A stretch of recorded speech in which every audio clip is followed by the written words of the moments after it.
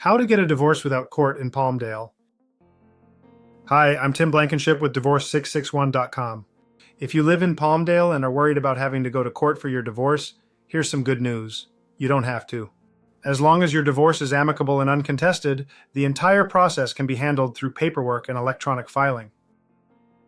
Here's how it works. We prepare and e-file your petition with the Los Angeles County Superior Court at the Antelope Valley Courthouse. Your spouse signs a notice of acknowledgement so you can avoid formal service. Both of you complete your financial disclosures, which are required in every divorce, and then we draft your settlement agreement. Once everything is signed, we submit your judgment package electronically. The judge reviews and approves it without ever requiring you to step foot in court. For example, we recently helped a Palmdale couple who were nervous about court appearances. By keeping the process amicable, we filed everything online and had their divorce approved in just a few weeks, without them ever setting foot in the courthouse. At Divorce 661, we specialize in no-court, start-to-finish divorce services for one flat fee. We make the process fast, simple, and stress-free.